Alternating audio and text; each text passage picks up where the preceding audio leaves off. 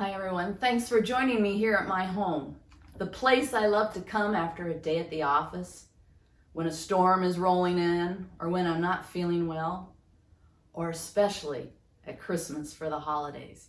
There's no place like home. I even love coming home after a vacation. I'm a homebody and I feel safe and comfortable and familiar in my home. There's a sign out on Interstate 80. I have to pass under it a number of times. And sometimes I tear up, and sometimes it saddens me. The big sign says, Marshalltown, exit north. It used to be my home, out in the country on a farm. It's where I grew up, and it's where I returned for the holidays as an adult. I used to travel that route often. But now that my parents are gone, that part of my childhood life and home has passed. And I have great memories. Now all my siblings and I, we have our own homes, and all of our children, they have their own homes now. We'll still get together once in a while, but our childhood lives have passed, and we're all making new memories of our own. We followers of Jesus Christ, we will one day move on from this life and have a new home as well. The life we know here on earth will pass away and all things will be made new. Jesus says he's been preparing a place for us. He said that in the scripture. It's going to be awesome because he's been working on it for years. Can you imagine the interior design of this new home? Oh my goodness, it will take our breath away. I have no doubts. Since sin entered the world years ago, we have longed to dwell with God in our new home.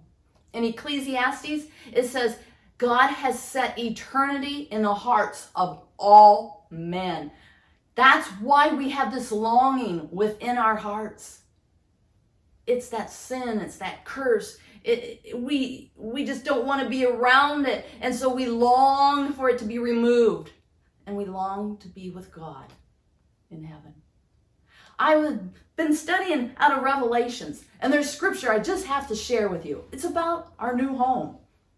It says, look, God's dwelling place, God's home, is now among the people, among us. And we will dwell, we will live, we will reside with them, and he will reside with us.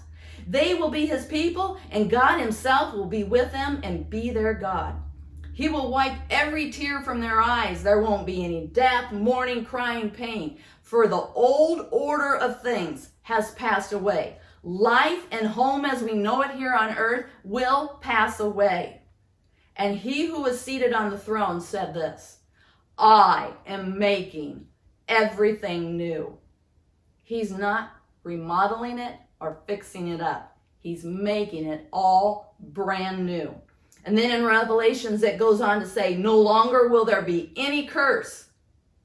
The curse that drives us to long for home, which causes to have that void within us.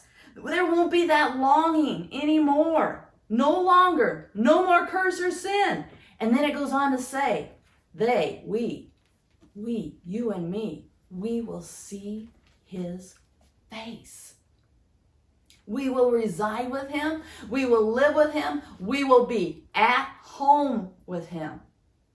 And there won't be any more longing within us because we're at home with God.